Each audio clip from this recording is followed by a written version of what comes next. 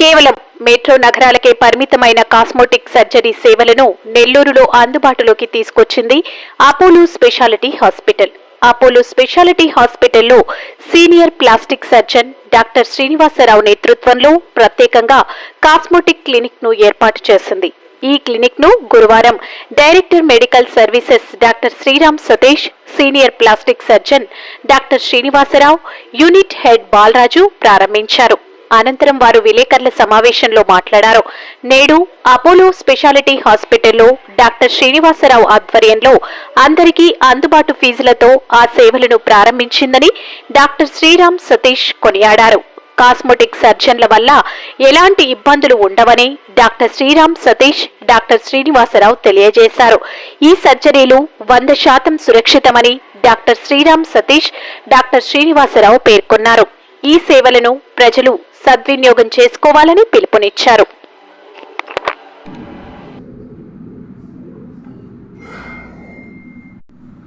అందరికీ నమస్కారం.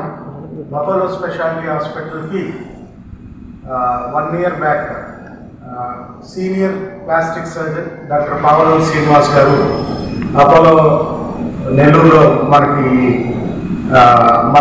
జాయిన్ అయ్యారు. అప్పటి నుంచి అనేక సేవలు అందిస్తున్నారు. ఇప్పుడు రీసెంట్గా ఆర్డర్ ఆఫ్ ది డే అందరికీ తెలుసు, కాస్మెటాలజీ ఎంత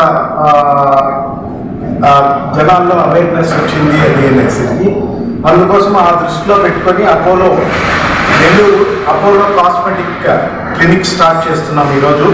దాంట్లో అపోలో కాస్మెటిక్ క్లినిక్లో అనేక రకమైన ట్రీట్మెంట్స్ ఉన్నాయి. నాన్ సర్జికల్ ట్రీట్మెంట్స్ ఉన్నాయి, సర్జికల్ ట్రీట్మెంట్స్ ఉన్నాయి.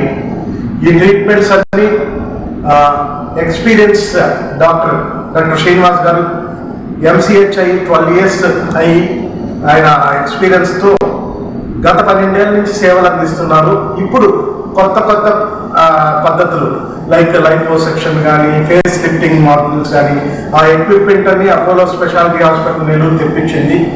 ఈ కాస్మెటిక్ క్లినిక్ ద్వారా, అపోలో కాస్మెటిక్ క్లినిక్ ద్వారా చాలామందికి ఈ నాన్ సర్జికల్ మెథడ్స్లో కానీ, సర్జికల్ మెథడ్స్లో కానీ లైక్ హెల్త్ పరమైన విషయాలు అన్నీ అడ్రస్ చేస్తారని డాక్టర్ శ్రీనివాస్ గారిని కోరుకుంటున్నాము.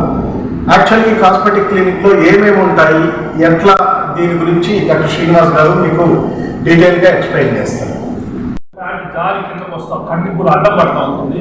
వీటికి బ్లెఫరోప్లాస్టీ అనే ప్రొసీజర్స్ చేస్తాము.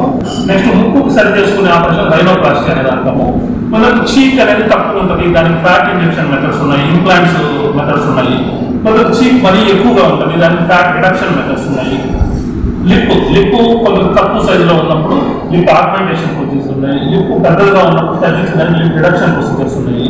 ఇయర్ కరెక్షన్ ప్రొసీజర్స్ ఉన్నాయి. జాలైన్ కరెక్షన్, డబుల్ చిన్ కరెక్షన్.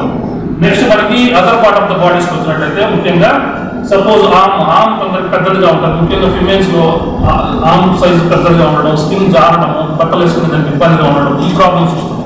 దీనికి బ్రేకియోప్లాస్టీ అని ఆర్మ్ సైజ్ తగ్గించి కంప్లీట్ యంగ్ లుక్ తీసుకోవాలి అవసరం.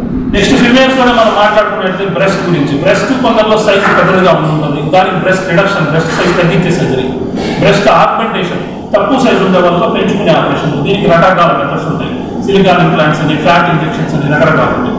నెక్స్ట్ బ్రెస్ట్ కొందరిలో ఏంటంటే ప్రెగ్నెన్సీ అయిపోయి లాక్టేటింగ్ టైం అంతా మొత్తం అయిపోయి ఫ్యామిలీ ఫినిష్ అయిపోయినాక ఏంటంటే జారినట్టు ఉంటాయి. వాటికి ఏంటంటే బ్రెస్ట్ లిఫ్ట్ సర్జరీస్ ఉంటాయి.